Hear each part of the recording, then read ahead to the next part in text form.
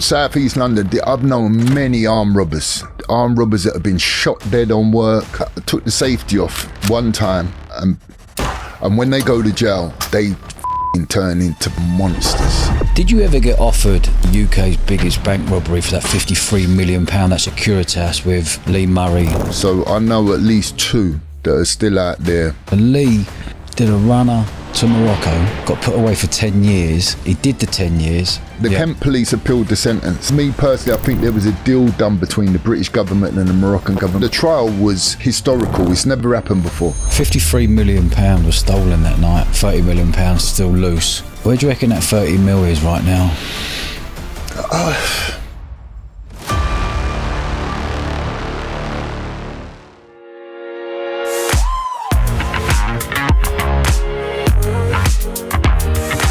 Mark, welcome to the show, mate. Thank you for having me. Yeah, this is a pleasure, mate. Thank you for making the effort coming down from South London down here to Bournemouth. No problem. Yeah. Let's roll the way back. How did you end up becoming one of the most feared men in London? Well, I mean, I think it was the MMA, really. That's what, the training with Lee Murray, turned me into, rather than a street fighter, turned me into a more professional, more discipline, I guess. Yeah. Just turned me into more of a complete fighting soldier, I suppose. Yeah. So before you got into the MMA, what was your world like in, say, like when 18 onwards, growing up, 16, 17, 18? Oh, it was full of drama. It was just, I was constantly being arrested and in trouble with the police. From the age of 17 up until the age of 20, I think I did every Christmas and every birthday in prison. Some of it was sentences and some of it was remand. But I did about 4 or 5 on the trot from that age. It was just I was just in and out and constantly being arrested by the police and getting involved in shit. A lot of it was theft, actually, because we come from a poor background. My family was pretty poor, and I needed to fit in with my peers. So I started stealing quite early in my childhood, and it was mainly to fit in with the kids at school, and it was not peer pressure, but I wanted to fit in. I wanted to be like my mates who was wearing the Sergio Tascinis and the Farahs and the Feli, and I wanted to be like them. My mum couldn't afford it at the time, being a single mother with 5 children. It was hard for her to. So, I became a criminal quite early on in my life. A lot of criminals do come from Woolwich and the South East London area. What was the next step then? When did you start getting into the cocaine, when the money started to really go to another level? I didn't really get into cocaine until about 86, 87. I've just done a bit of bird in Huntercombe. What for? It was for theft. Yeah. I think it was for theft and maybe a bit of violence as well.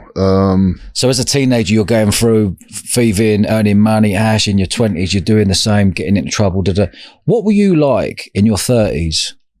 Oh, that 30s I was prime. Yeah. That was my prime time on the street, I'd say. I was now living on Woolwich Common Estate, and we had the estate locked down, really, with all the drug dealing. I had a squat on the estate, so I was selling out of this squat at first, and then we started having a base. A friend of mine, he had an apartment on the estate as well, so we started centralizing everything at his place, and yeah, we were selling hashish, maybe a little bit of cocaine, some trips, some ecstasy, stuff like that. Stolen goods. We was fencing stolen goods. We had a little gang of youths they was out robbing, and they was robbing basically anything that weren't tied down that was worth a pound note.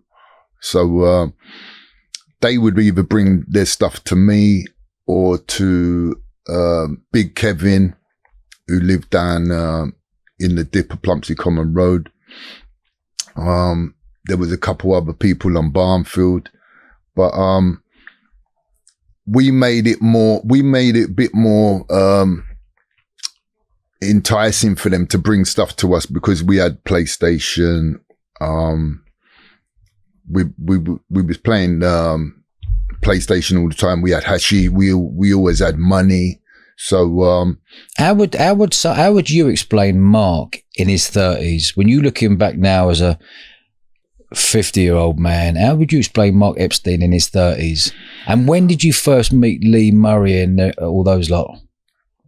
So me in my 30s, I was very troubled. I was, looking to escape a lot of the time. Because I had trauma from my childhood, a lot of trauma, with the care system and also some abuse. I had some sexual abuse. Luckily for me, it was a female. But it affected me badly. And, so I was always looking for escape and, through drugs, through violence, through lots of different avenues, mainly through drugs. And, I was just a big guy, going down the wrong road fast. I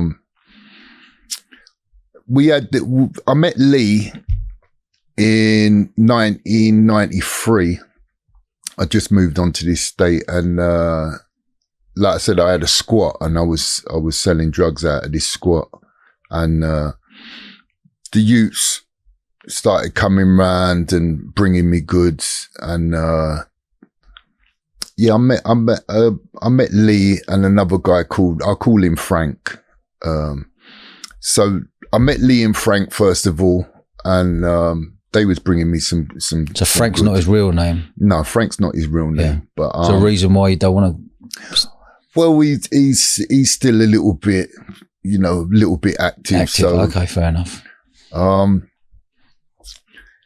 met them two first of all, and then they started bringing the rest of their crew onto the estate from Barnfield. They was all but Barney boys.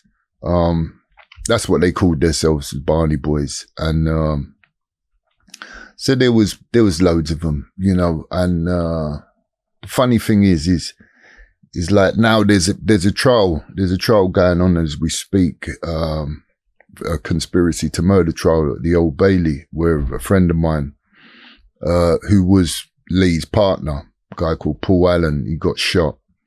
One of the guys who is on trial for conspiracy to murder Paul, he was part of the original gang of youths. Paul wasn't actually one of the originals. It was, Lee. There was Frank. There was Danny. There was loads of them. I could name them, but it'd take me all day. There was a good gang in them and they was, whether they was at, robbing people, robbing houses, they were doing whatever they needed to do to earn a pound note. So I met Lee and, what was Lee Murray like when you first met him? How would you describe him? He was tall. He was skinny. He had some big ears. People used to call him Alien. He always looked, he was, where he was half Moroccan, he looked kind of Spanish or Italian. So we had a nickname for him, Spicky. We used to call him Spick. And, yeah, he was game, very game, funny youth. And he was very busy, industrious, I called him, because he was, you know, always looking for an earner, always looking to nick a pound note.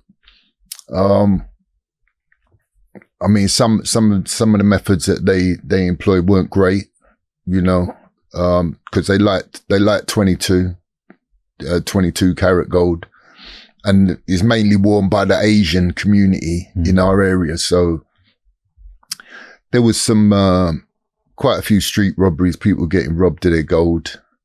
But he was quite a funny guy. He was lively, and, he was game. He was game. It was definitely game. He was quite a laugh, actually. He was a funny guy. I mean, we used to go out partying quite a lot. They got into, you know, when Jungle first happened, they got into it big time. They loved it. So we'd go to certain clubs as well. And,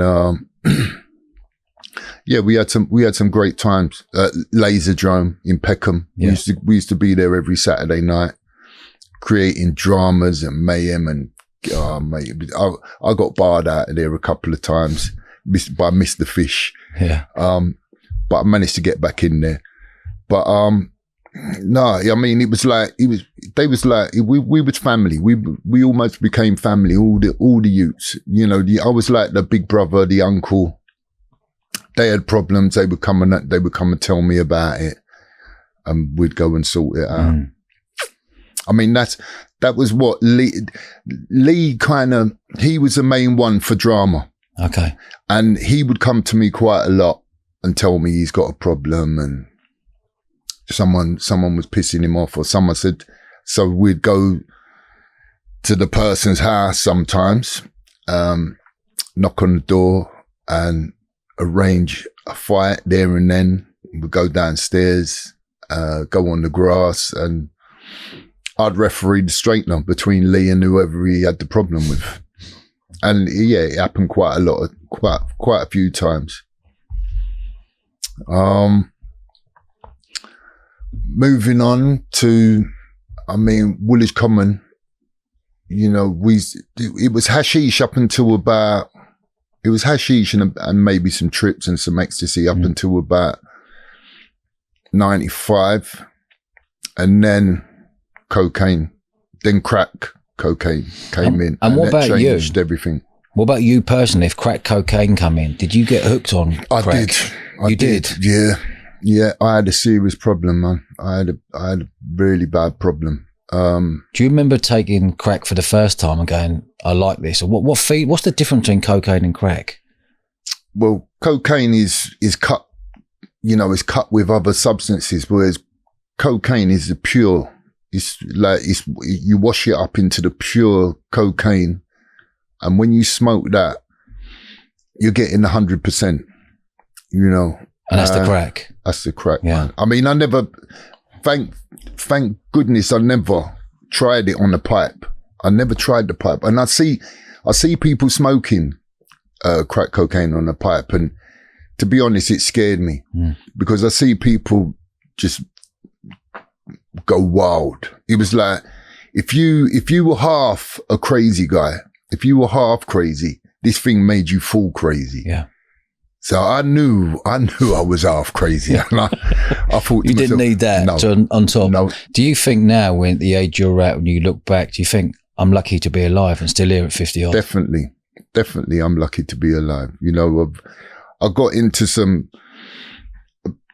major scrapes, and I worked with a few major people, and you know, they got themselves involved in certain situations, and I was the expendable guy at the end of the day. I was the one that was put up front, and you know, I did what I had to do, but it was for them and their business, and you know, you live and learn. But I mean, that was going to prison. I went to prison in 99, and it was probably that saved my life. Okay. That probably saved my life, going to jail. What did you go to jail for? It was for it was for some violence. I think there was a couple GBH there, and there was also I sold drugs to undercover police. Frank, my friend, he introduced me to these two undercover police. I mean, I don't blame Frank. I don't, I mean, at the end of the day, these two police officers, they managed to convict 14 guys from Greenwich and 22 guys from Lewisham. So when I was in Belmarsh in 99, tough prison. Yeah. I think it might have been, no, it was 98 we went there. 98 I went there. I got arrested for a kidnapping with Lee and Paul and a few other people. And I already had some Section 18s that I was wanted for. And the drug dealing. So when I was arrested for this kidnapping, they asked me who I was, and straight away they put the cuffs on me, and we all went to Belmarsh. Some of them went to Feltham because there was some youngers, they were juveniles. Lee and Paul bust the case because the guy didn't want to press charges against Lee and Paul. Not that they really did anything. They didn't do anything. They were just in the car, same as I was, with one of their workers who spotted someone on the street who they had a problem with, and they ended up fucking taking the guy off of the street and putting him in the car, and it was really messy. We were followed because where we stopped, it was a crossroad at the top of Woolwich Common Estate, and like people behind us in the car see what was going on, and they called the police, and they followed us to an estate, and there was a siege on the estate, and then we let the police in, and we was all arrested. I went to Belmarsh. Some of them went to Feltham. Some of them come to Belmarsh with me, and then I was there for a few months on remand. Ended up getting 3 years for the possession with intent to supply crack cocaine and being knowingly concerned with heroin. Went to Belmarsh. From Belmarsh, I went to Elmley. I was in Elmley for just under a year. And then from Elmley, I was ghosted out of there for drug dealing again. Not that they ever caught me drug dealing, but I was drug dealing in prison. Because I needed to, make sure that my family was eating. Without me, they weren't eating that good. Even with me on the street at the time, they weren't eating that good with me, because I was so selfish, and that's what the cocaine does to you. It just makes you a selfish, self-centered piece of shit. And that's what I was for a while, but them 3 years at 19 months probably saved my life. I ended up in Wayland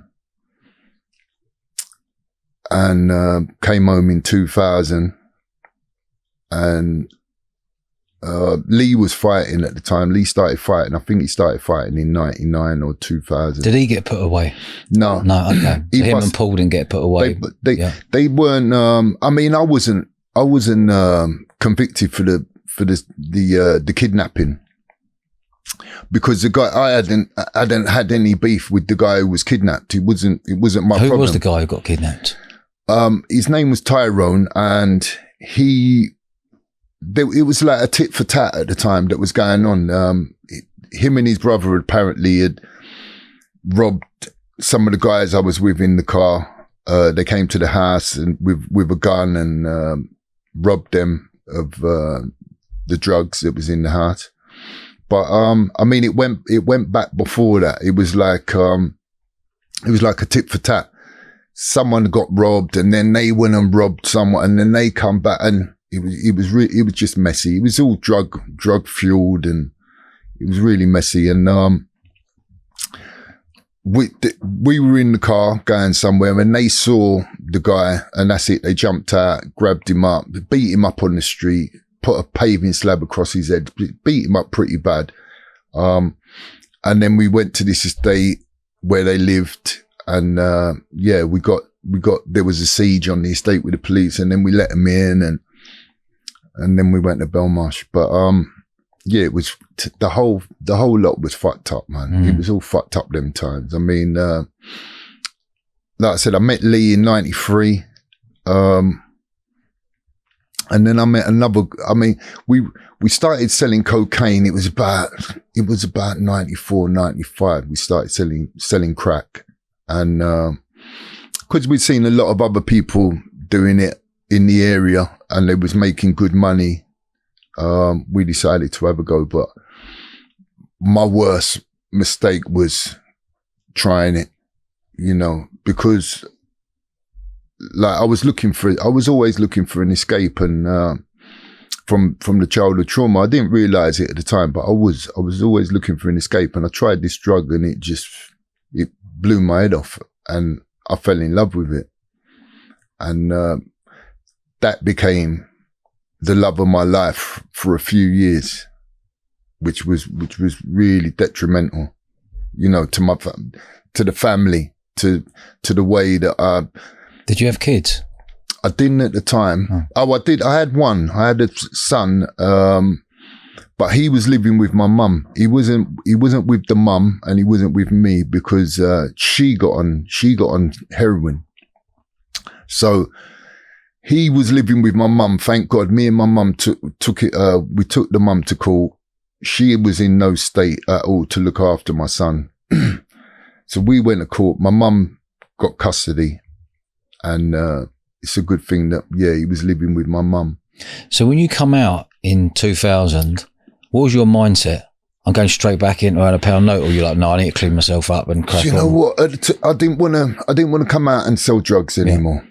I didn't want to sell drugs. I didn't want to be, a drug dealer, because I thought, you know what? I'm on the radar. I'm well known. I'm a well-known guy.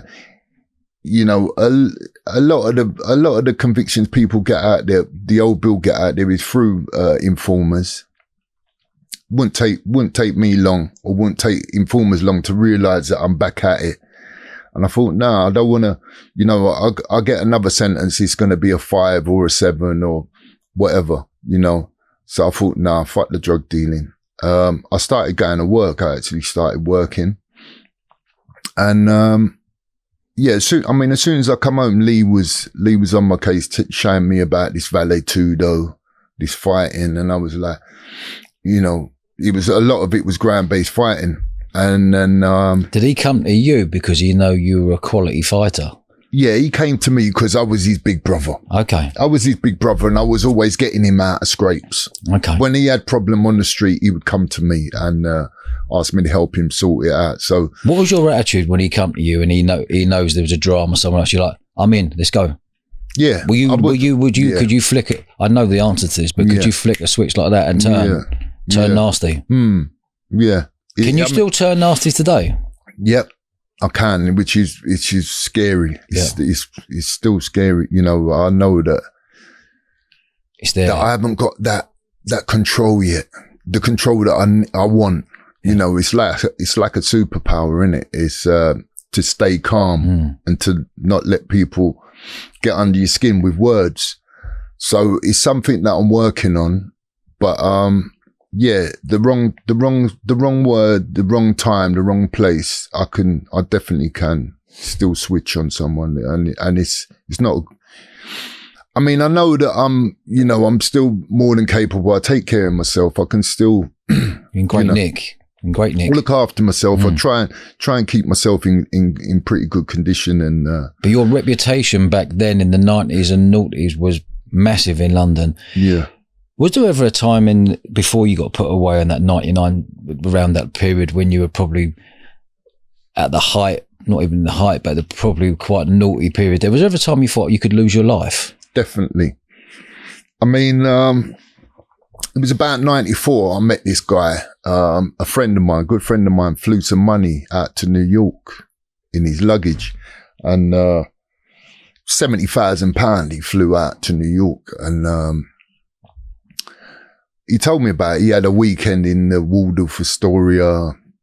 He was picked up at JFK by some Italian looking guys, and he said they were Mafia, and I was like, you know someone from Woolwich who has Mafia connections. You need to introduce me. Yeah. So I started, I met this guy, Charlie Dixon, God rest his soul. He died a few years ago, but Charlie was probably the closest thing I ever had to a father.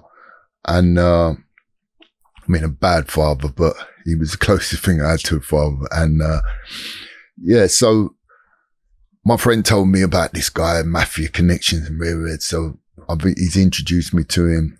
And next thing, I'm working for him.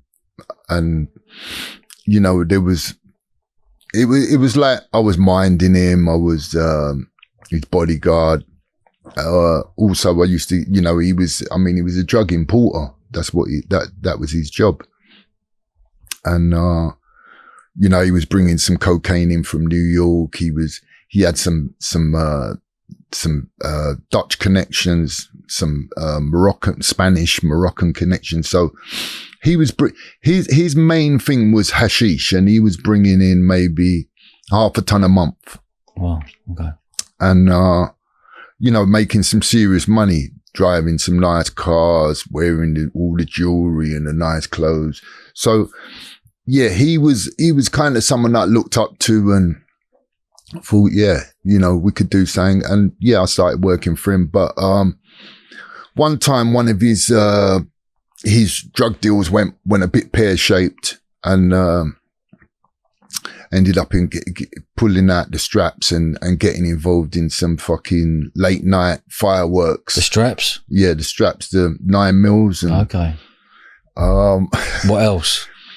Well, it was 9mm. There was 45s. There was 2.5 automatic. I mean, I had a 2.5 automatic. It was a bit that was my personal.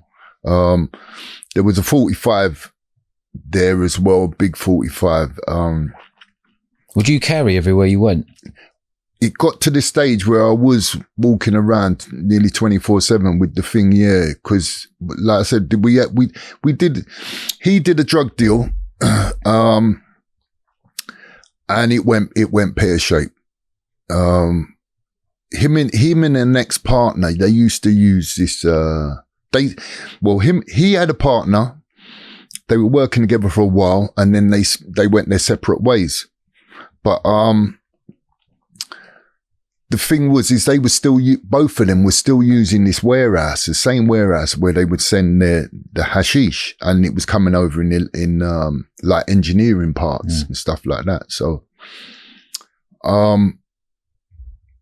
there was a couple 100 kilo that went missing.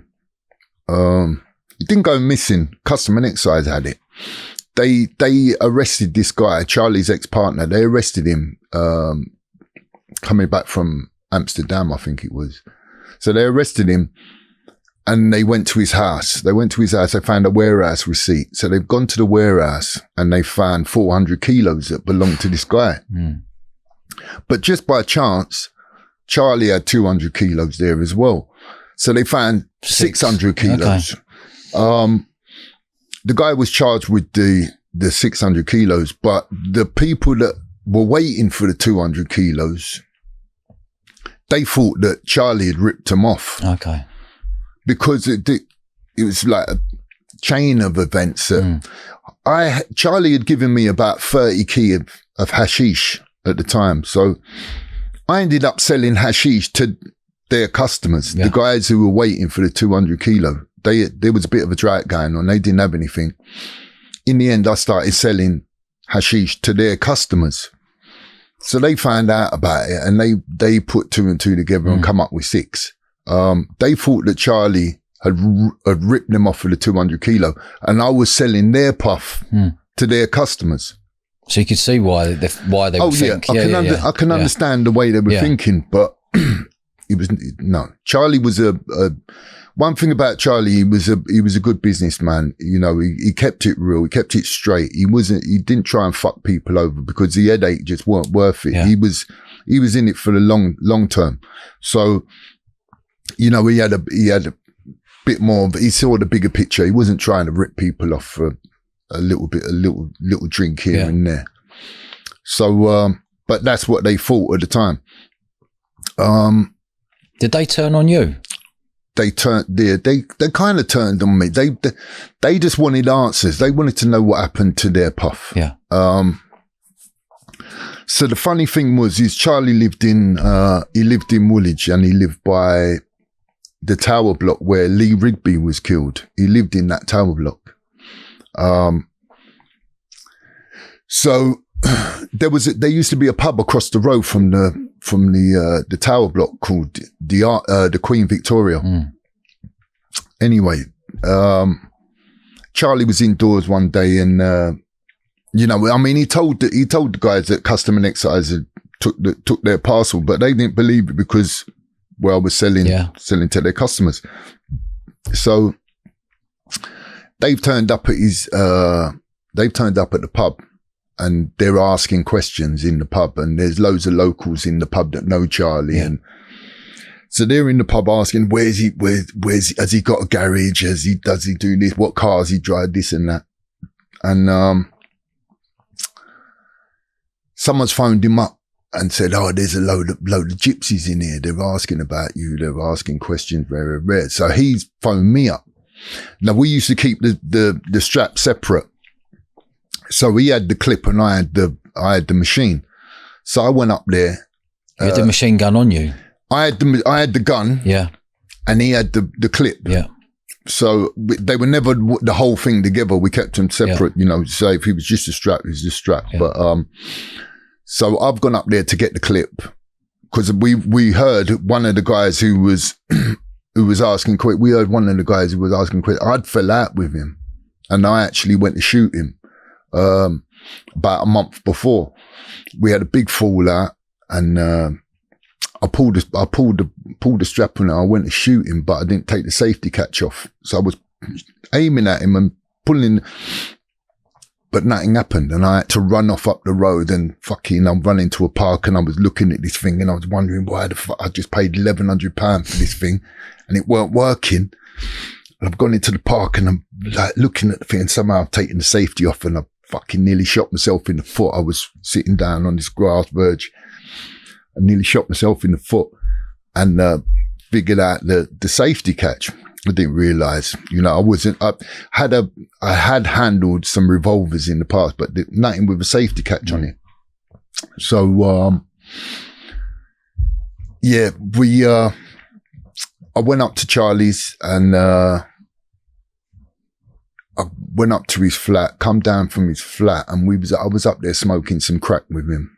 And I've come downstairs, and I had a spliff, and I had the strap, and I've seen a couple of guys that I knew, a couple of these guys who the parcel was for. So I've seen them, and I've shook hands with one of them because I knew him. He was a safe guy. He's a little bit younger than me, but very, very well respected in the area, and good guy. So I've shook his hand. How you doing, mate? And he had another guy over here, another guy over there, one in front of me and one across the road.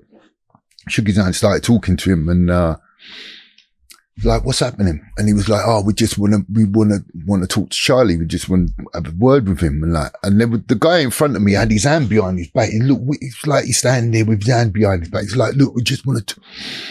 So I've got a little bit, because I've gone to shoot this guy before. He was hiding down the road, but he shouted. No, I pulled up my top, and I've showed him the gun. I pulled up my top, and I said, look, I ain't fucking around. This guy is standing here with his hands in his pockets. So I said to my mate, I said, who's your friend? I said, like, he's making me really nervous. The way he's standing there looking at me with both his hands in his pockets. I was like, tell him to move. And he wouldn't move. And so I've lifted up my top and said, look, I ain't fucking around. I'm ready to go. And I said, tell this guy to move, man. He ain't listening. He ain't moving. So with that, I pulled it out. I took the safety off one time and let him have two. but one in his chest, one in his shoulder. He had a bulletproof vest on, so the one in the chest saved him. He didn't really get it, but he took one in the shoulder. Then the rest of them were run down the road, and I've ended up just emptying out the clip. Now, before this happened, just before this happened, when I lifted up my top, I've gone, look, I ain't fucking around very red. The guy who I went to shoot about 2-3 weeks before, so I had him down the road and he shouted out, "It's all right, it's only a replica." Because when I went to, I didn't take the safety off. He thought it was a replica. Yeah. So I've gone, fuck this. But let him have this. And they've ended up running down the road and emptied out the clip. If I would have had a spare clip, I think I would have chased it. I would have run down the road after the guy that called out. Because he's lucky I didn't see him, first of all. He knew he didn't, because I would have plugged him without even talking. He would have got plugged. I mean, actually, I was going round to his house, this guy. We knew that he sold the address. He was the only one who knew where Charlie lived. He'd sold the address to these other guys for fucking 8 for crack or something. I don't know. And, yeah, upset, as soon as this guy weren't listed, I just pulled out the thing, took the safety off, put 2 in him, emptied out the thing, didn't have a spare, so they've all run off. I've jumped in my mate's car. I was with a mate at the time, and jumped in his car. I've gone to a treacle's house. One bird I had. I put the strap there with her, and woke up to a load of phone calls the next day and fucking drama. It's like World War III. They're asking me to come here, come there, and this and that, and it's going right. It's mental, and after a week or 2, I think Charlie produced the evidence. He got some paperwork proving that their password had been nicked, and it kind of quietened things down for a little bit. How does that make you feel, knowing that went on? You've done him with 2. You got 5 or 6 geezers now all rounding up. The next morning when you wake up, what's racing through your mind? It's going off, innit? It's fucking someone's going to die. Hopefully it's not going to be me and Charlie. I mean, Charlie's got the machines if I need them, but I've got a few things right. I had a Wolfer P. The machine I had at the time was just a 9mm Wolfer PPK, but it was only 7 shot, which was limited, and that's all I had. I just had the 1 magazine and I've let the thing go. If I would have had a spare clip, like I said, if I had a spare clip that right there and then at that time. What happened after? I would have. What happened after, for the next month afterwards? Well, it was just, I was walking around 24/7 with a thing. Everywhere I went, I had this thing with me. The people, the people I was dealing with, they weren't citizens. They were proper people, man. Are they still about today? They are, yeah. Yeah, but they're not, most of them, thankfully, are not in the game anymore. They're out of the game. They've legitimized whatever they've legitimized their business, and they're on the bigger, better things now. They're legitimately big guys. Your reputation was game for anything in front of you, wasn't it? Yeah. Bring it, offer me that, I'm in. Yeah. Fancy doing that, I'm in. Definitely. Did you ever get offered to do the UK's biggest bank robbery for that £53 million that Securitas with Lee Murray and the other 6? No, unfortunately I didn't. I say unfortunately because it was a brilliant bit of work, and each guy nicked, 5 mil. Each guy, everyone's, it was about 5 mil to be offered a bit of work for a few hours, and you nick 5 mil cash, 4 mil, 3 mil. It's life changing, but no, I wasn't, unfortunately I wasn't asked. I think that, because I'm like a certain type of individual, I consider myself an alpha male, and I will question anything. If any bit, I've got questions, and I might want to make an observation and say, well, I think it should be done like this, or I think it should be done like that. So maybe the people that were in charge, I mean, they said Lee was in charge of it. Maybe he was a key player in it. I don't think he was the Mr. Big, but, you know, yeah, I think that there was, you know, our clash of personalities. It wouldn't have been good for if he was the guy, you know, we didn't always fall out, but we clashed a lot because we were pretty similar people. So, you know, maybe he thought it was too much hard work to have me on the work or have me on that bit of work because I, you know, not that I'd try and take over or anything like that, but I'm gonna, you know, question and I'm gonna maybe bust balls a little bit, you know, on certain things. But unfortunately, no, I wasn't invited. But in hindsight, it's a blessing. Yeah. You know, I mean, there are still some of the guys that were apparently involved that haven't been brought to justice. They're still out there, somewhere in the world, you know, spending the ill-gotten gains. Or well, out of the 7, how many didn't get nicked? Well, I think there was a bit more than 7. Was there? Yeah, there was a few more than that. There's still a couple that are on the run, that are still on the run, that have not been prosecuted or brought to trial. So I know at least 2 that are still out there, enjoying life, I suppose. Hopefully. Yeah. I hope they are. How gutted were you? Did you know this was going on? Did you find out after, once the robbery had been done, then you found out? Or did you know before that they didn't want you on the firm on that bit of work? No, I did. They kept that close. They kept that quiet because they know if I would have even got a whiff, I would have got myself in there somehow. But no, I didn't know about it until it was actually carried out and it was done. And then looking in some papers, and a few people kind of commented to me like, "Oh, he looks a bit like the other fella." I was like, "Nah." But yeah, you know, in hindsight, like I said, it's a blessing that I wasn't involved in it. I mean, I would have jumped at the chance. So if they would have said to you, "Are you in?" Would you straight away? I'm in, done. 100%. 100%. I would have been in. You know, because that's a bit of work that I've dreamed my whole life about. Is you know, a bit of work like that. Where I'm from, you know, Southeast London, I've known many armed robbers. I've known armed robbers that have been shot dead on work. Armed robbers that the police have been shot. You know, I mean, I could tell you at least three armed robberies that, where I had friends involved. One of them, 3 guys were shot. 2 of them were shot dead. Another one was shot dead. Another one was shot.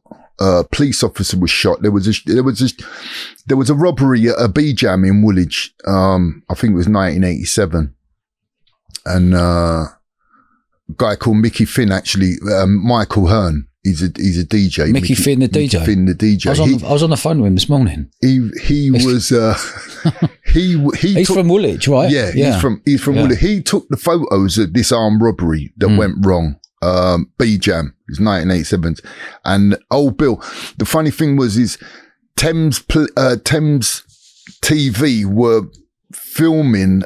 They were following the Sweeney. They were following SO19, that we call it. Is it SO19 firearms or Sweeney? Yeah. They were following the Sweeney around, doing a kind of documentary on them, and this armed robbery kicked off, but someone had grassed them up. So the old Bill was in wait. I think it was one of the brothers. I think it was the brother of the guy that got shot dead, grass to the police, that he was going to do this bit of work. So the police were laying wait, and there was a couple of little chases, and they've gone to the robbers have gone to change their vehicle down at Kingsman Parade, at back at Kingsman Parade in Woolwich. and some guns. There was a proper shootout here, and my mate Michael lived in the block right next to the car park, so he's looked over the balcony and seen all the shit going on, and he's gone back in, got his camera, come out and took a few photos and sold the photos to Daily Mail or something like that, and I think they paid him about £500. It was enough for him to buy his turntables and become a professional DJ. This armed robbery, but I was actually on the servery with one of these armed robbers, a guy called Gary Wilson, in Elmley. We was on the servery together with quite a few other very infamous individuals in Elmley. But yeah, Gary Wilson was one of the guys. I think he got shot in the leg on that as well. He was a getaway driver, but he ended up getting 15. He got 15 years. Well, when I was in Elmley, he was doing 15 years. I'm pretty sure it was for the robbery. And yeah, Michael ended up buying his first turntables off of the photos of the dead body, the armed robber who got shot dead. But what was it like before that massive bank robbery in the 2000 to 2006 period? Were you, Paul Allen, Lee Murray all going clubbing together, partying together? What was that? What was your world like in that 6-year period before they went away? Well, I mean, I was clean now, so you know, I was just working. I was one of his head doormen. He had a security firm. Who? Lee. Okay. He had a security firm with another guy, and I was the head doorman at a club in Erith. And I used to do some pub called the Woodman in Blackfen. So I was head of security at the pub, and at the weekends we'd do this nightclub in Erith called Tees, and it was full of gypsies, full of fucking pikeys and treacles, and it was a good old it was a good club, but there was always drama there. And did you enjoy the drama? Some of it I did, yeah. Some of it I enjoyed. Some of it was fucking nightmare, mate. It was like fucking, you know, it's like that with nightclubs and security work. There was a lot of glass involved, you know, and sometimes, and bottles and, you know, and fucking, I mean, when people have had a bit of beauty and they think they're King Kong, you know, and then they're having a drink, and there was always, you know, it was one gypsy site against another gypsy site, or one guy said this, or he was with this girl, and this guy was with the girl, and there was always dramas in that club. I mean, that club was, it was pretty, I mean, it was lively, but it was pretty quiet compared to some of the other clubs that I worked at. Especially when I was using the crack. Like there was a club we had in Cheltenham called the Sand Barrier, and this club was fucking absolute mental. It was like it would be a nightclub up until about 4 o'clock, and then after about 4 or 5 o'clock, it was a crack house. And I was the head of security, and I was the number one crack dealer in there, the only crack dealer in there. So, yeah, this club, Sand Barrier, was fucking crazy. That was a crazy club. But, for you to say it was a crazy club, it must have been another level. Give me an example of the stuff that went on in there. Well, I mean, I remember carrying one guy down the fire exit. He'd been plunged up about 10 times. I carried him down, put him in the car. They took him luckily at the time, Greenwich District Hospital was still there. So, which is about 3-4 miles down the road. But yeah, I practically saved this guy's life. From being plunged up. There was we had SO19 outside that club on a regular basis, nearly every other week or at least monthly. you know, they'd raid the club for drugs, for firearms. I mean, there was incidents. People would commit crimes elsewhere and then get cabs down to the club, and you know, and then the filth knew that the person who committed the crime was in the club. There was loads of times when it was just a messy, and everyone was smoking. Everyone was smoking crack. Everyone was fucking off their tits. There was, I mean, the managers that run the place, they were my cats, you know. One of them was, he was a loon. He was an absolute lunatic, the guy.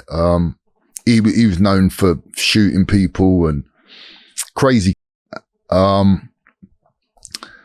Yeah.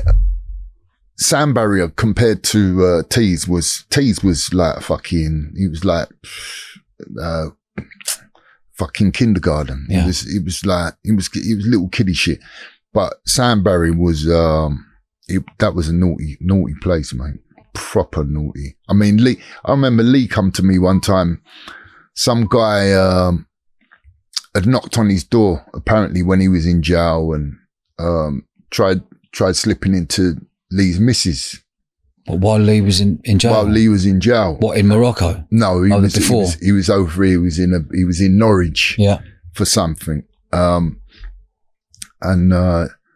This guy tried knocking on the door late at night, Saturday night or something, knocking on the door and sticking it on the missus, seeing if he could have a go. But she ain't even, I don't think she even answered. She might have answered the door and told him to fuck off. But, we was down in the club one night and Lee's come to me. He's gone, Mark, fucking thing is there. I want you to come out. I want to have it with him. Come outside and referee the fight. So I took him outside, both of them. And, the father-in-law was there as well. Lee's father-in-law, God rest his soul, Steve. And, they've kicked off and they've started scrapping and they're going on the floor and someone's trying to bite someone and I'm about to break it up. And yeah, that was a good terror actually. That went on for about a good 20 minutes. Was it? Yeah, 20? It was they proper had it. This guy, I call him Zambutu. I ain't going to call his name, but I used to call him Zambutu. Zambutu was his nickname. So, Lee and Zambutu have had the tear up and, he was fit. They were both pretty fit guys. Lee had just come out and, Zambutu took care of himself. So yeah, it was a decent fight. And I can't say that Lee actually did him properly, but there were times when they both had the upper hand. I can't remember who was trying to bite. I remember that someone was trying to bite. They was on the floor trying to bite the face off or something. Yeah. But what was your thought process when you saw that massive robbery, the £53 million robbery? Did you know Lee was on the run in Morocco with Paul Allen? What was that the right move for them to go out there on the run? And what did you know about what happened on that day and the whole thing before they both got put away, or everyone got put away? Well, I mean, I couldn't blame him for the bit of graphs. Couldn't blame him for, it was Lee got himself to that position where other criminals would bring stuff to him, bring him information, and at the time, Lee and Paul, they were at it big time. Both game. They were fucking at it hard. I mean, it could be they were taking down some major scores before that, Securitas. They were they were bringing down some major scores. They was, but they were having their friends over, they were hearing things about this person, that person, and they didn't give a fuck. They were having their friends over. There was one occasion where they had them, where there was a large amount of cocaine and, they had them over. For kilos. Kilos. There was weed, there was, robbing other dealers. Okay. They didn't give a fuck. They were their mates. But if they heard certain things, that's who it was. It was the information. If they got the right information and it was worth it, they didn't give a fuck who you were. They didn't care. Yeah. It was like, you know, Well, they were having you. Paul and Lee, best mates. They were best mates. But before Paul, there was a guy called Frank. Frank was partners with Lee for a long time. And, but the problem with Frank is Frank got a habit as well. Okay. Frank got a bad habit. He fell off. So Lee went somewhere else. He didn't think he could work with this guy anymore because the habit was too bad. Happy to say that Frank has cleaned himself up and, you know, he's fine now. Thank God. But yeah, him and I met Lee and Frank first. Paul came along, but he came along around the sound barrier times, it was about 90, 95, 96. I mean, they were mates before. Yeah. They'd been mates. They actually went to school together, primary school and infants and stuff like that. They'd known each other all their life, but Lee was working with Frank, and then he split up with Frank and he started working with another guy called Darren. And, he fell out them two fell out over a Rolex watch, over a car and a Rolex watch. Who fell out? Lee and Darren fell out over a car and a Rolex watch. Well, Lee had parked his car in Woolwich and, he'd got a ticket. They were going to tow the car. He asked Darren to move the car. Darren didn't move it. And at the time, Lee had Darren's watch. Darren had a Rolex watch, Oyster, and Lee was wearing it. Lee went to jail with it. He come out of jail and he lost the car. Darren didn't go and pick the car up, so he lost his car. And at the time, you know, Lee was, 17, 18 at the time. And it was a nice little car. I think it was a full Fiesta, something like that. But he spent about 4 or 5 grand on it, you know, and at the time, for an 18-year-old, a 17-year-old driving that car, you know, that was like his world. Yeah. And Darren didn't get the car, so the car got towed and crushed or whatever, or sold on auction, whatever. And Lee came out and Darren wanted his watch back, but Lee didn't want to give him his watch because of the car. Then in the end, Lee's like, Mark, I'm going to have a meet with him. I want you to come with me. I want you to be there. And in the end, it actually was in my flat. So Darren's come with another guy called Gonks, good friend of mine. You know, I've known Gonks since I was 9 years of age. I moved next door, lived next door to it. My families lived next door to each other. And then they moved. And the funny thing was, we moved exactly next door to them again. So it was a weird one. But, Gonks was like my big brother as well, but he was more of a big brother to Darren. So Gonks has come with Darren to my flat. Lee at the time had a broken hand. He'd broke a finger, but he had his whole hand and wrist, plastered up. And he had this metal rod that went through the finger, all the way down the finger. And he'd pull this metal rod out, and the smell of this it was disgusting. He used to do it all the time to wind you up. It was gross. He was weird like that, Lee.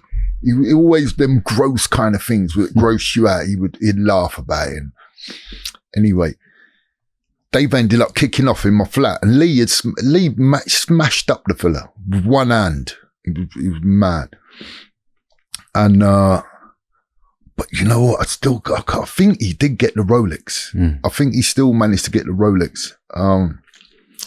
But yeah, it was mad.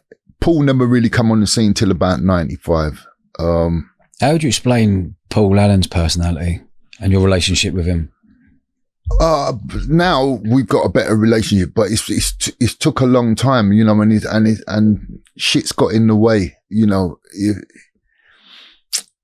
It's like, I don't want to say karma, but it is kind of karma. Paul comes from a family of, his father is one of 9 brothers, half Irish, half Nigerian, and like 9 brothers and 2 sisters. So this, you know, is a big family of uncles and aunties, and all the uncles, most of the uncles have done a bit of bird. Some of them are just notorious. And when they go to jail, they fucking turn into monsters. I met one of them, the oldest, not the oldest one, but I met one of them. It was about 1980. It was my first sentence. And I was in Chelmsford, and this guy was a gym orderly, and he was fucking, when I mean huge, he was a monster. Big afro. And, yeah, I was like talking to him and asking him where he was from. And I mentioned the family name to him, and he went, yeah, I'm one of them. I was like, this guy, he was a monster, absolute monster. It's like, I mean, he's well known on the, Robert Coco. He's Paul's uncle, and he's like same as Paul. He's big guy, dangerous guy.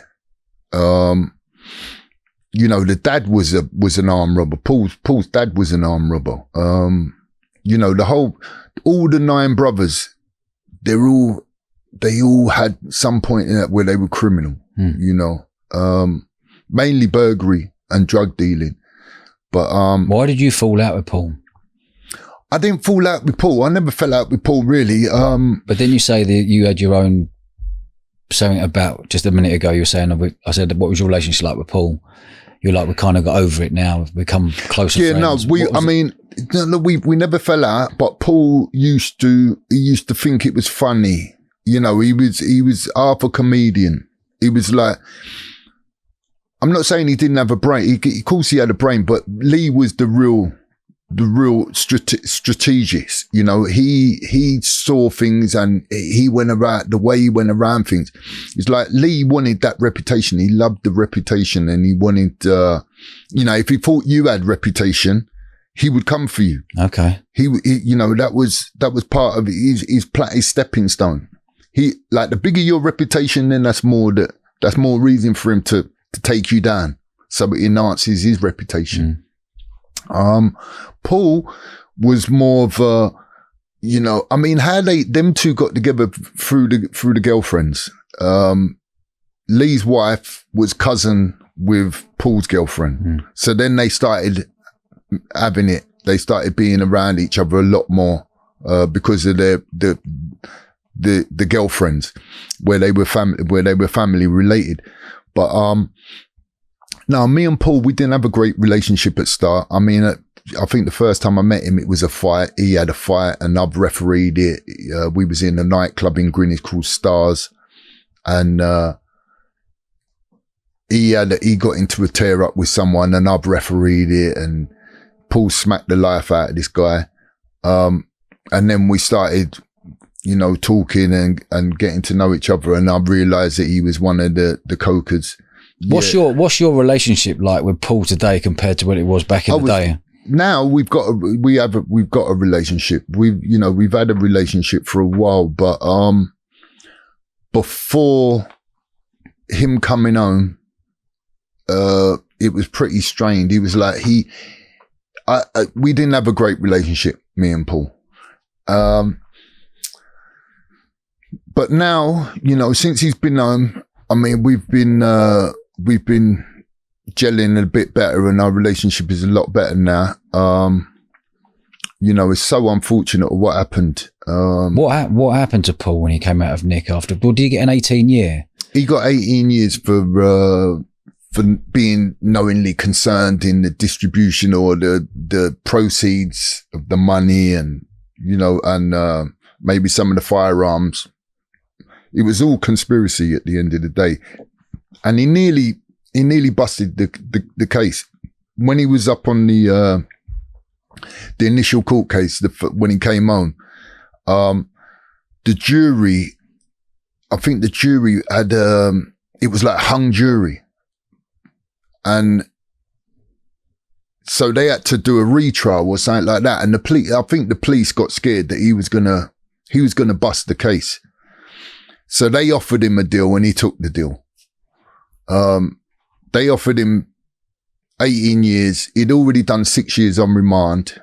No, he'd already done, I think he'd done 2 or 3 years on remand, but, he was going to get 18 years and he'd have to do 9 years. He'd already done 3, so he had to do another 6. So he took the deal, which was better than a lot of the others got. And, he did the other 6 years and then came on, and he came out a monster, just like his uncle Robert. He came out, he was ripped up, he was solid, benching fucking 200 kilos and shit like that. Okay. Yeah, man, mad bench press. Yeah, our relationship changed. It became more cordial. We started doing a few things. We started collecting some debts, but it wasn't enough. It wasn't enough for Paul, unfortunately, and he went down the old route, what he used to be, and I think he got involved in some drug business again, or and with that game, there's always drama. There's always drama when it comes to drugs. It's just drama, mate. It's like, it's just fucking headache. When you're trying to sell it, or you want people to buy your drugs, or, and, yeah, he how I see it is that he applied some pressure to some people, but in the wrong way, and backed them into a corner, and they became very scared, through fear. But the thing about them is they had money, so through their fear, they wanted him gone. Basically, they wanted him taken out, and they're on trial right now for that. And one of the guys involved, like I said, he was there back in the day, back in the very beginning of all these youths that used to come and they'd be out there robbing and stealing and bringing goods to me and one of my partners, whether it was gold, whether it was electrical goods, whether they were doing ram raid, where they were doing shops, whatever. He was there at the beginning, and then unfortunately, things change, people become distant, and friends become enemies, and it was unfortunately he applied the pressure to the wrong people. Not saying the wrong people, it just applied the wrong pressure to the wrong people at the wrong time, and they had no other alternative. They were never going to do it themselves, but they had the money to get someone else to do it. And it's unfortunate. What happened? Well, I mean, what year are we talking here? It was roughly 2019, 4 years ago. 2019, 2018, 2019. Okay. He was just, he was out and he was trying to. So he just come out of Nick after a long stint and then straight back in the game. What happened? Straight back in the game. I mean, he didn't have to. There was debts. There was plenty of debts that needed collecting, and me and him were collecting a few debts. There were some big ones out there, but maybe they weren't big enough, or they were too slow. It was too slow to process. But it was just once you have that taste of the good life through drug dealing and robbing people, and you live a certain life, and it's a good life, but you're always looking over your shoulder. You're always worrying about who wants to take your place, or who's going to get you stitched up to the old bill, and so it wasn't saying that I preferred debts myself, and because it's legitimate debt, even though some of it might be drug money. you owe the money. You know you owe the money. We got to work on a repayment plan. That was my angle when he came home. That's what I preferred. He wanted to get a little bit deeper into certain things. You know, that was up to him. I wasn't really that bothered about being part of it. It didn't bother me. I mean, you know, he took me on a few meetings with some people, and I didn't really appreciate it, to be honest. One of them fucking ended up on a meeting with IRA and over some fucking cigarettes, and it's like, it started getting messy. And I thought, nah, do you know what? I don't need this in my life, mate. You know, trying to nick a pound note and I'm fucking sitting down with IRA, and, you know, people are talking about fucking shipments of this and shipments of that. And, you know, if it goes missing, people are going to get killed. And I just thought, nah, fuck this, mate. It ain't really, you know, it was unnecessary. It was just load of ag over fucking some counterfeit snat or some real snat or whatever.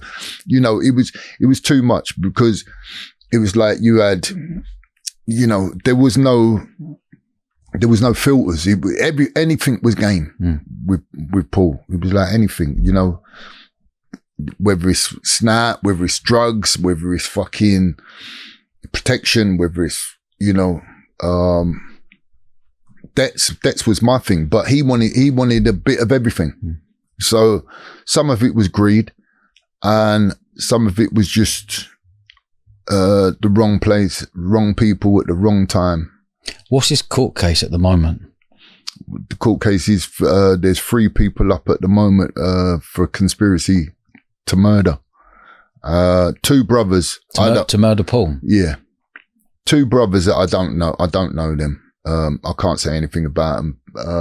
But one of the other guys I do know, I knew him pretty well. You know, me and him have personally never had a problem. He's, you know, he's a crazy guy. He's always been a loon. And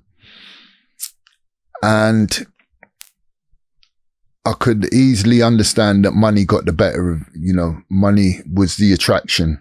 I don't think it was anything personal, but I can see that money could be an attraction to committing certain crimes. You know, it's all apparently at the moment, but one of the things is people have left DNA at the scene of the crime. There's cell site analysis that will help convict them. I think, you know, making phone calls from not the scene of the crime, but in that vicinity over a period of weeks, you know, that's not doing yourself any favors. Renting cars, you know, and the cars are being seen on Ring doorbells, neighbors, Ring doorbells, and even through the Blackwall Tunnel and coming back through the Blackwall Tunnel. I've heard, you know, there's a lot of evidence that it's not good for the people who are up on trial at the moment. But you know what? They might, who knows? They might bust the case, might be found not guilty. I can't see that happening myself, because of the DNA. There's DNA at the crime scene, and there's DNA in other places, and it seems pretty irrefutable to me. But we shall see. I mean, it's an ongoing trial at the moment, so we'll find out in maybe another month the trial will be over. I think it was scheduled for about 8 weeks. It's been about 3 or 4 weeks now. So, where was the crime scene? It was in at Paul's house. What's they come round to his house to shoot him? They come round to his house. I mean, the bad thing about it is the children were there. You know, the wife and the kids, and I mean, it's sad when it gets to that stage, but I mean, you got to have a bit of morality and a bit of decency. I mean, you're going to do a bit of work. You're going to kill someone, but I mean, it's like, you know, other family members, especially children, You know, there's children there, two young children seeing this. I mean, that's scarring them for life. You know, seeing all that. I mean, and Paul now is sitting down in a wheelchair. You know, he may never walk again. But hopefully with the technology and the...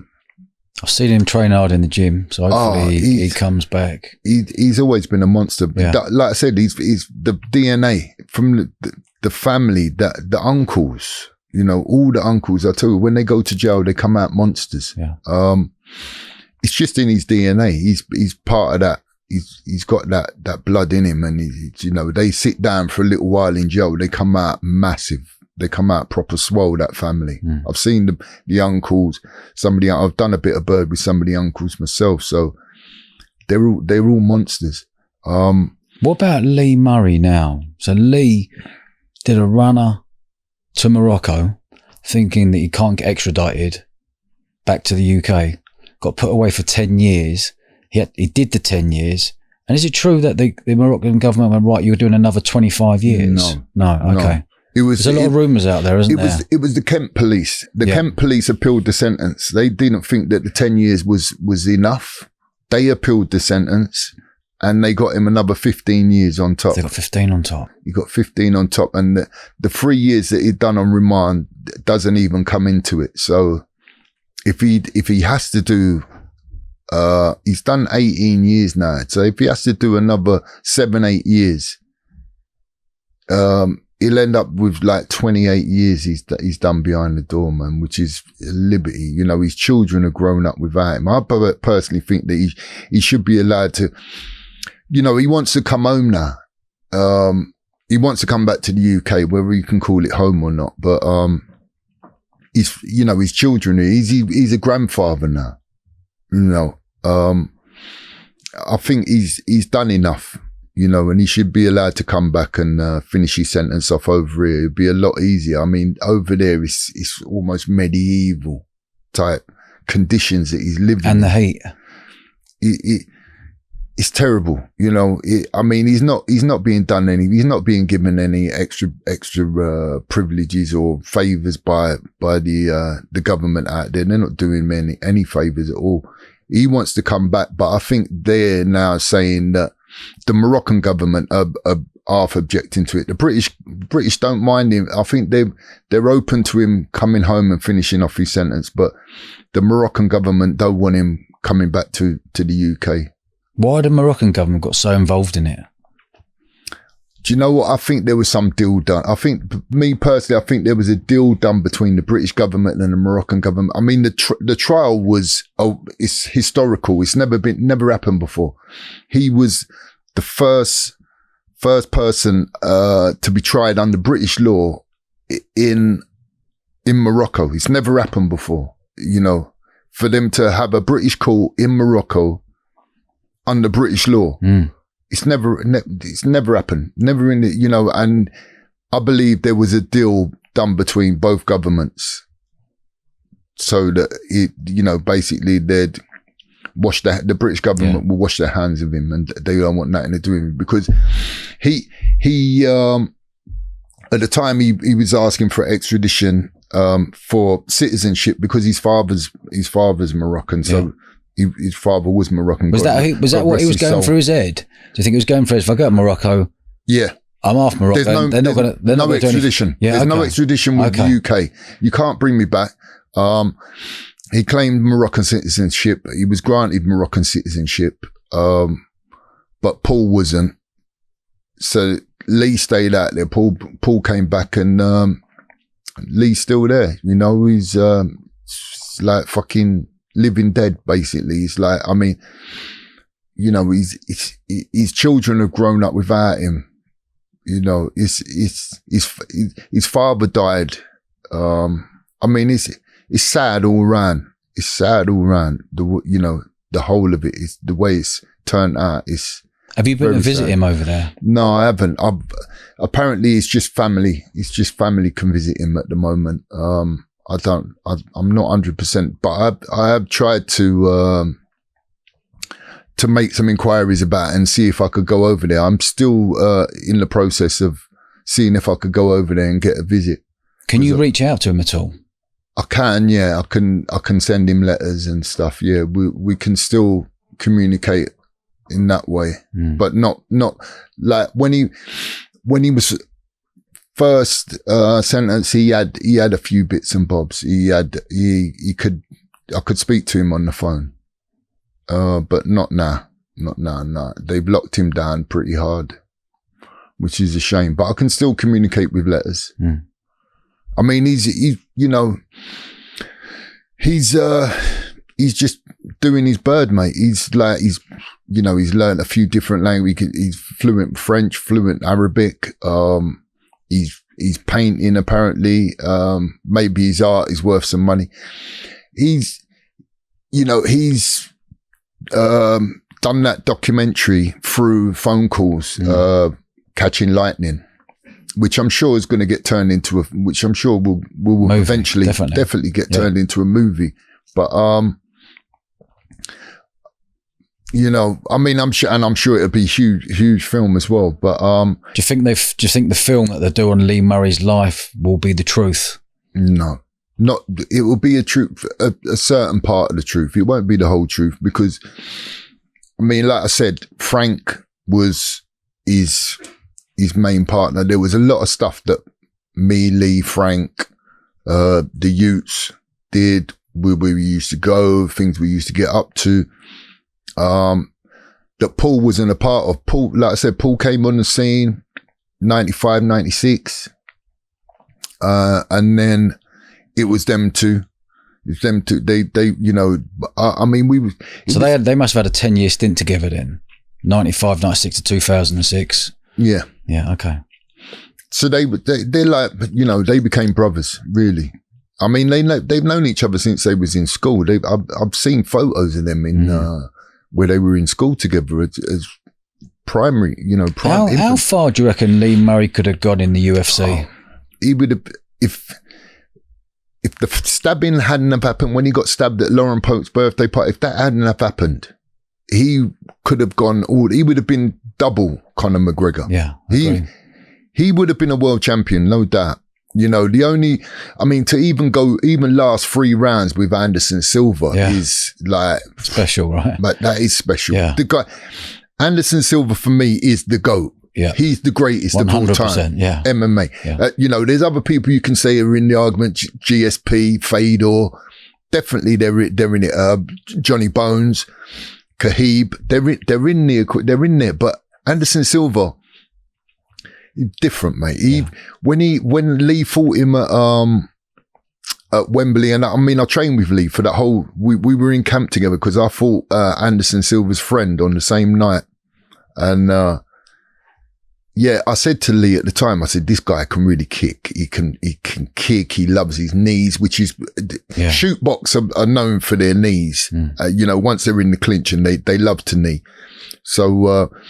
You got to watch this guy's legs. He's very dangerous with his legs. But Lee just boxed southpaws because Anderson's a southpaw. All Lee did was box southpaws. He didn't do the Thai boxing training that he should have done, And I think if he'd have trained hard with the Thai boxing, he would have given Anderson a lot harder fight, a lot harder. But just to go 3 rounds with Anderson Silva is an accomplishment in itself. The guy is. He is the GOAT for me. He's the best. Do you not think it was mad what Dana White was like? Lee Murray is the best fighter he's ever seen. Lee Murray from UK is the best fighter I've ever seen. That's a compliment. Yeah.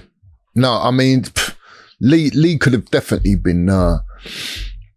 He could have been a world champion. What happened to Lee that night when he got stabbed? He was there the week before. The funny thing is he was there the week before. Well, where was he at? It was Funky. I think it was Funky Buddha. Was it Funky Buddha or China White? Yeah. One of them two. I think it was Funky Buddha. But what happened that night? Do you know? I don't know. I wasn't there. I wasn't there, Dodge. So I can't tell you. All I know is I was there the next day at the hospital with Charlie Ward. Me and Charlie Ward, we were at the hospital, bulletproof vests, and we were just there making sure that no one else came to finish him off. I mean, Charlie Ward he was a good friend of mine at the time. He was having it with me big time. He was on the run from Ireland, so I took him under my wing, and I had him wrapped around me hard, and we was out doing fit, and he was doing some security with me and stuff like that, because he was massive at the time. He was on steroids, and he was about 17 stone, big guy. He went back to Ireland and got into the MMA himself and became good friends with Conor McGregor. But, yeah, I mean, I don't know why he was at the club 1 week and he had a bit of a terror, and then he's back there the next week and it went right off again. I mean, the guy he's unbelievable, really, to survive what he survived, you know. He died 4 times on the operating table. The nurses were sprinting the blood up and down the corridors, you know. It was touch and go. It was touch and go, and you know, through the grace of God, he made it. But that was just another fucking situation that he put himself in. That he didn't even. It wasn't even his fault. It was some of the people that he with got into argument with some people, and then they called some people. But this is what I heard. It wasn't anything that had been. It wasn't premeditated or anything or planned like that. I heard there was an argument, and someone made a phone call, and then these people turned up at the club, and they weren't talking. And Lee, you know, does what Lee does. He didn't instigate it, but he stood up for the people that were being, you know, harassed or threatened, and he started knocking people out. But you haven't got eyes in the back of your head, and someone come up from behind and plunged him. He thought it was a punch, and you know, he took a few in the head as well. And yeah, I mean, I heard the stories. The blood was pumping out. He got in the car. Paul got him in the car, and he was in the back seat, and apparently he was laying down, and the blood was splurting off of the ceiling, and you know, it was hitting the ceiling, the blood. Yeah, he was lucky. He was lucky. He got to the hospital when he did. He was lucky that the car, some girls managed to stop the car and take him to the hospital. I mean, Paul was, Lee wasn't the only one who was stabbed that night. There was a couple other people that were stabbed as well. Cause I went and visited them in hospital as well. They were in, one of them was in St. Thomas's, and, Lee was in King's College. So I remember I was going to visit one in St. Thomas's, and I was looking after, Lee as well, me and Charlie Ward. But, that was just fucking, that fucked him. That finished him, you know, as a fighter. Which was unfortunate, because he had the potential. He always had the potential. He always had the potential to be something very special. And he fulfilled it. He fulfilled his potential. But then, after that stabbing, I think he was like, his mentality was, you know, I don't think I'm going to be fighting again for a while. He's got to heal up. So, an opportunity came his way, and he took that opportunity, you know, which was a shame, because he's been sitting down for the last 18 years. You know, it's heartbreaking, really, that his children have grown up without him, and, he's now a granddad, you know, but, hopefully, fingers crossed, you know, he gets some justice, and he gets out soon. I mean, that's what I hope for him. I hope he's out soon and he's with his family, because he deserves to be with his family now. I think, you know, I've known people that have murder people in prison, and the average life sentence is about 17 years for murder. When I came out of Wayland, I was on the lifers wing. And yeah, the average was about 17 years you do behind the door. And then you're home. But, he never murdered anyone. No one was murdered in that bit of work. A lot of money was taken, a lot of the government's money, but, no one was harmed. Not really. There was threats. Yeah, there was threats to kill, but I don't think they would have carried it out really at the end of the day. It was just, just compliance. That's all they wanted was compliance off of, Colin Dixon, I think his name was. That's all they really wanted was a compliance and just to get into the depot. Yeah. With as less ag as possible, But, yeah, it's a damn shame. I just hope he's released soon and he's allowed to come home and be with his family. £53 million was stolen that night. £23 million was recovered. £30 million still loose. Where do you reckon that 30 mil is right now? I don't know. I think it's been turned into properties. Okay. I think it's been turned into property, I mean, it might have been, some of it was liquid. They've had some of the liquid cash and gone through it. But, I think on the whole, it's been turned into property, whether it's abroad, whether it's in England, the money's been used to finance property development. That's what I think. Isn't it mad that there was £200 million to have that night? They took 50 because all the vans were full up. They left 150 mil there. No, they only had one van. They had one van. Only had one HGV. That's all they had. If they would have had two HGVs, they would have double bubble. They would have definitely. Yeah. I know he left 100 mil. Yeah. Yeah. I mean, but that's all they had was a 7-ton HGV. But they filled the 7-ton HGV up. Filled 7 ton cash. I mean, even a ton of cash. It's like, fucking hell. But 7 tons? Yeah. That's crazy, isn't it? 7 tons mental. Of notes, of banknotes. Of notes. It's fucking mental, mate.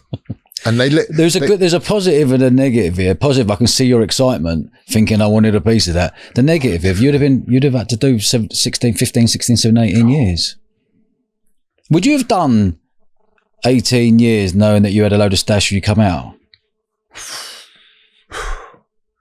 Listen, all the money in the world ain't worth the freedom. Absolutely. Sitting behind them doors for all them years, it's not worth it, mate. No. You'd want more. If you said to me, do 5 years. So you would have taken 5 if you knew there was 5 mil sat there for you then? Yeah. Would you? Yeah. $1 million a year? Yeah. Because I know I'm going to live good when I get out. Okay. I'm living good. I'm living large, I mean, you live good, but you got to make some investments, and maybe them investments wouldn't have been so good. Yeah. You would have made some like you would have maybe tried to flood in England with cocaine, or you'd have took a trip down South America and maybe tried to make a connect with the Sinaloan cartel, or someone like that, or El Chapo. I don't know. It's just, then it's more headache. Then you got more up. Then you're worrying about fucking DEA and Interpol. Paranoia the whole time. Oh, mate. It's not worth it. Nah, but ends justify the means. I wouldn't do 5 years for 5 mil. Yeah. Like, if I sat here now, I thought, God, I'm going to miss my missus and my boy and their family and friends. But I can also see the excitement why you would, and go, do you know what? It's worth that hit. Well, I mean, it was always it's always something that I dreamed about as a kid. What, doing a big robbery? Doing a big robbery, definitely, yeah. I mean, like I said, back in 85, 86, 87, Barnfield Estate was it was full of armed robbers. Yeah. There was armed robbers fucking up there, left, right and centre, driving their nice cars, fucking looking good, dripping with gold. Yeah. They had the dogs, they had everything, the females, and the lifestyle. Yeah. So, but how many of them had the lifestyle but don't have anything to show for it afterwards, or the high percentage getting nicked everything taken away from you. Well, it's like that. There ain't many criminals who can retire happily. Yeah. There ain't. And there if ain't they many. are, they definitely won't be coming on podcasts and showing themselves because they've lived. No. Yeah. Yeah. What's the biggest robbery you've ever done? You've walked away with? Me personally, not really that big. Nah. I mean, I wasn't really about the robberies. It's something that I would have loved to have got into, but no, me personally, more debt collecting. Yeah, I'd done some debts was all right. There was some good money there. There was some good money in drug dealing. I made a lot of money through that sound barrier. Yeah. The club that 4 o'clock and everyone was like, okay. Yeah, that club, we had that for about 18 months, 2 years. Yeah, on lockdown. Oh, mate. Yeah, It was that club was creating big earner. Not for me, because I was just taking the piss in there. I was just smoking fucking. I mean, I remember some of the crackheads in there fucking seeing me roll a joint. And I mean, every one of my joints was a £20 joint. It don't seem like a lot when you say it like that, but you know, I was maybe doing I was smoking 10 joints a day at least, you know. A day? Yeah, a day, every day for like 3-4 years. It was like I had a £200 a habit a day. Dang, bloody hell. Yeah, it was terrible. Tell me about you fighting Michael Bisping. Oh, right. Okay. How was that? What was that like, fighting Michael Bisping? Was he a proper face back then? No, not really. This was in the cage rage, right? Yeah. Well, when I came home, like I said, and you were a massive lump. Lee met me. He took me under. Didn't take me under his wing because he was under but he showed me the ropes of the MMA world. Yeah. And I mean, back then it was called Vale-Tudo. Yeah. So, I came home and Lee took me training to London Shoot Fighters, and we started training. And I was training, and Lee had a fight up at High Wycombe Judo Club with a guy called Chris Bacon. And this was a fucking tough fight for him as well. Chris Bacon was a good fighter. He was, I think he represented UK in judo, Olympic level or Commonwealth level. He represented his country. So him and Lee had a proper it was from Manchester, and it was like a proper standoff as well, this fight, because I think Lee didn't get he might have got the decision. I'm not 100%. I think it might have been a draw because it went all the way, but it was like, I don't think the promoter, Andy Jardine, wanted to give it either way or the other, because there was Manchester. Yeah. There was firm of Manchester guys up there, and there was firm of us, South London. So, you know, we was all like cheering on our guy, and, you know, there was lumps there, some proper animals. And, he didn't I don't think he gave a win to either guy. It was a draw. He called it a draw or something like that. But this guy, Chris Bacon, he nearly snapped off Lee's ankle. Yeah. Nearly snapped it off. Had it for about half a round. Had it, was bending, trying to fucking snap the ankle off. And like we were on our feet. All the South London, we were on our feet and we're fucking cheering on Lee, and all the Manchester guys are fucking cheering on Chris. Did you think it was going to kick off? I did, yeah. Yeah, okay. I thought it was going to go off. Were you game? Yeah, of course I was. Yeah, I was like, I didn't give a fuck. I you know, that is one of my problems from quite an early age, that I didn't give a fuck. You know, I didn't have any fear. No, I didn't, because you know, I had a lot of rejection in my early childhood, so I had pretty low self-worth, and I had issues, and that's why the drugs. And then mixed low self-worth with crack.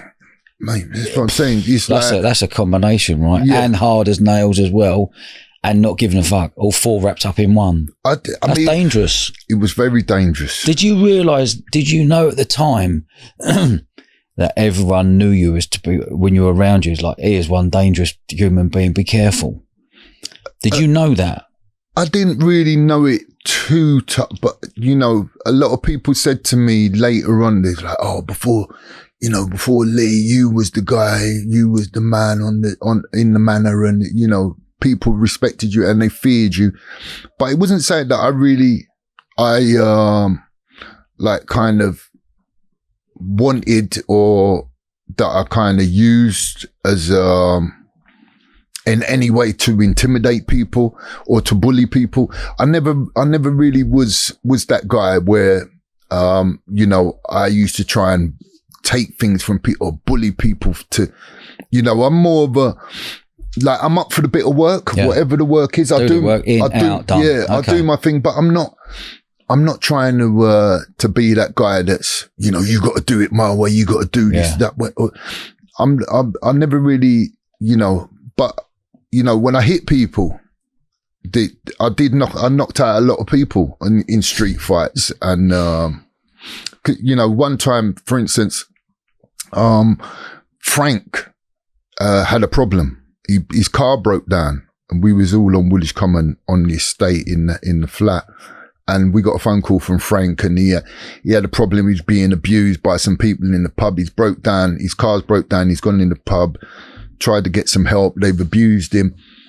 So we went up to the pub, and I've gone in there, stuck it on this guy who Frank said was giving it to him.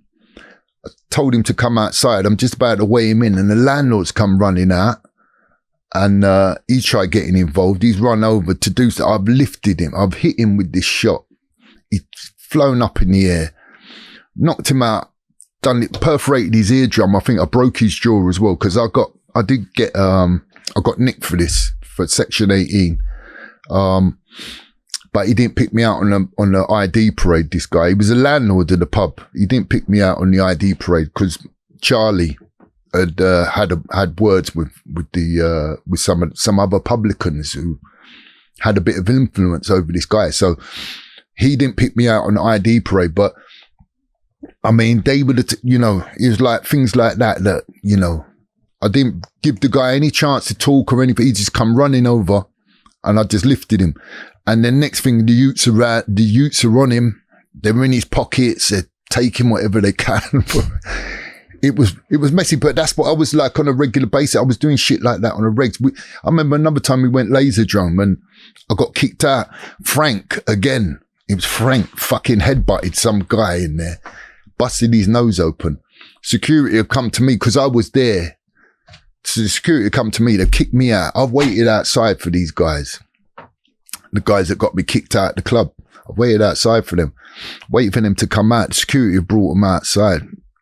Waiting for them to, I've rushed now, see them get into a car, rushed into the car. They're there in the car. One of them with the window open, he's got a hammer. So I reached in, took the hammer off of him. I smashed the car to pieces, give him a few digs. And, I mean, there was a couple other youths outside with me who watched me do this, but, it's just like, there weren't a lot of fear. There was no fear. I didn't give a fuck. And I've always kind of been like that,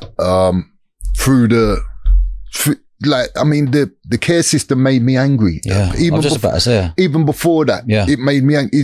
It's like when my mum got with my stepfather, he was a violent man, and they used to fight all the time.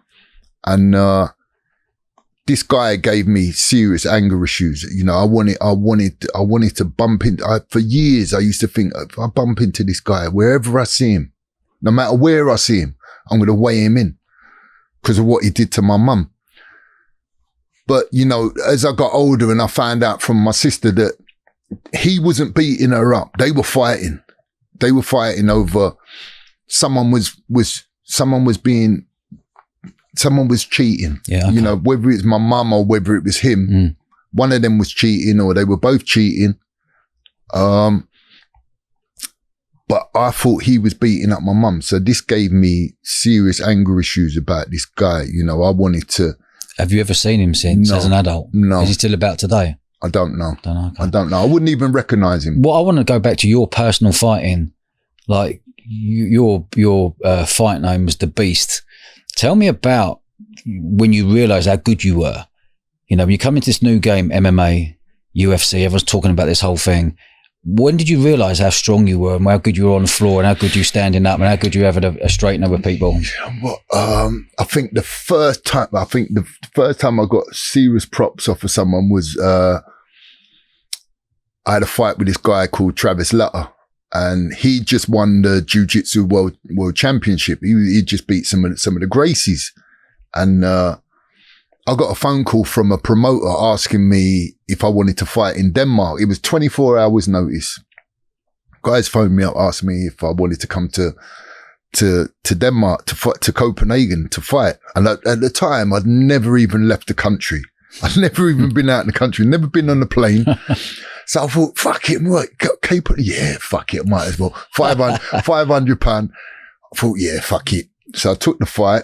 Next day I was on the flight. I was over there. We'd done a press conference, and at the press conference, I just said, look, what I do is I like to hit. I'm a striker. I like to knock people out. That's what I like to. I like to punch and kick.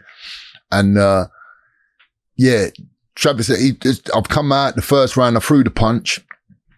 He's gone underneath the punch, took me down. So he's wrestling straight away.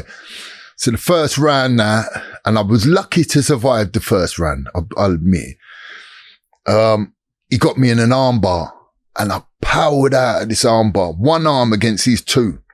And then he got me in a Kimura, and I powered out of the Kimura, one arm against his two. The second round, the same thing. I've come out, I tried to hit him. He's gone underneath, took me down, got mount, and he was banging away. He was ground and pounding me. I've rolled over on my front. His rear naked choked me. I wasn't, ground work was never my thing. It was never my thing. Yeah. But after the fight, he said to me, Mark, you're the strongest guy I've ever fought. So that was nice boost, wasn't it? Yeah, it was a boost for me because this guy just won the World Jiu-Jitsu Championship. He's fighting some big strong guys. We fought at light heavy, and that was the I thought, well, all that gym in Knickers paid off to a point. What was it like for you? Like, you look back now and see what Mike Bisping has done, and you knew you fought Mike Bisping. Do you think you were better than him? Do you know what? I know I'm a more powerful guy than him. Yeah. Better than him, I couldn't say. He was very good point scorer. That was his thing. He come from a kickboxing background, so they're point scoring. I'm not trying to point scores. I'm not trying to, I'm just trying to take your head off. I'm just trying to knock you out. That's all I want to do, is I want to incapacitate you as quick as I can.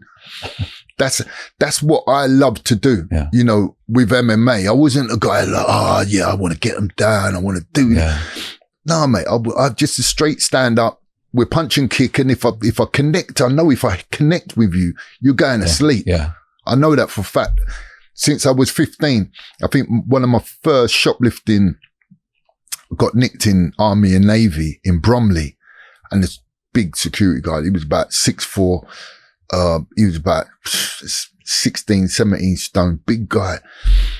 I've knocked him out over over a theft. I've gone to still say it, and I've knocked this guy out, and I couldn't even believe it. I'm like stood there, and I'm looking down at this guy on the floor, and I'm like, fucking hell, I've just parked him up. And I've gone to run out the shop, and the fucking off-duty police officer who was in there lunchtime with his granny doing a bit of shopping, he's jumped in, stop police. So me and him started having it. A hero's jumped in, me and him, the hero, having it. Then the security guards got up and fuck it, mad. But I knew I was blessed with knockout power, Michael Bisping, very good point scoring guy, but didn't have the power. And, he's 10 years younger than me. Two times I had two fights with Michael, and I know I could have beat him. 100% I know I could have beat him. I watched it last night. What one? The first or the second one? Both. Yeah, I mean, the first one was my own fault. I actually cheated, so I suppose it was my own fault. I was using these pills at the time called diametrine, and it was an ephedrine base, and I was doing it to kind of cut weight, but I was also training really good on this. Yeah. I was training really good. My stamina was through the roof. I was fucking on point. So me being I thought to myself, if I train that good with one, what am I going to be like if I have two? Right, so I had one in the morning and then one a couple hours before the fight. But what it did, it sapped my energy. Yeah. The ephedrine, it sapped me. The first round, you see the first round. Me and him were even Stevens. Yeah. It was a very close first round. But the second round, I didn't even have, like, the lactic acid had built so much in my shoulders, I couldn't even hold my hands up properly. Lee counted. Lee said to me, Mark, I counted. You took 19 punches in the face. That's what I'm saying. 19. He hit me with 19. He couldn't get, man. Punched and couldn't knock me out. He punched me all around that octagon. Have you seen him since? If I would have hit him with one, I mean, I was going backwards. If you see that first round, I went backwards and popped out a right or a left and dropped him to a knee. That was going backwards. If I would have been stepping into that, he'd be waking up now. Yeah. You know what I mean? He would have. I've always had that knockout power. Yeah. So, but I take my hat off to him. Yeah. And he's done well, hasn't he? He's done. I've had him on the well, podcast. Mate. Yeah. Mark Bisping, nice fella. He's a good fella. He's a good fella. Well. You know, he talks some shit here and there, but I tip my hat to him. You know, I respect what he's done, and it ain't so bad that I had 2 fights and lost to him twice when he went on to be a Hall of Famer and the first British world champion in UFC. Agree. So, you know, him and Lee would have had a good fight. I'd love to see Lee Murray versus Bisping. That would have been a great fight. Yeah. You know, I think Lee would have done him. Yeah. Seriously, I think Lee would have done him. He was just too quick, the lightning and the power. Yeah. Mark, but it would have been a great fight. Mark, I've absolutely loved this. Mate, this has been fascinating. I really do appreciate you coming down and just putting all the cards on the table. And yeah, I've enjoyed it. I'm glad that, you know, I've got some stuff off my chest. Yeah. Might be a little bit controversial for some people, but you know, that was, it was my life that was my life growing up, and it wasn't the best, but, you know, now I'm trying to do things. I mean, like I said, I'm in the stunt game with films, and I love it. I love it. I love the work I do now, and I haven't got to look over my shoulder. I get to play the bad guy, but it's all fake. It's all smoke and mirrors. And you're getting paid for it. And I get paid. Happy days, I get paid good for it. Yeah. And I travel. Yeah. Travel the world. Happy days. I can't complain at all. I'm blessed. Fully blessed. You know, and it's been an honor and a privilege to come and tell my story for you, Dodge. Nice, mate. You're a good man. Appreciate it. Nice one, mate. Nice one. Cheers, Mark. Cheers. Fucking hell, mate. That is fucking unreal. Mate, trust me. Mate. No, do you know what?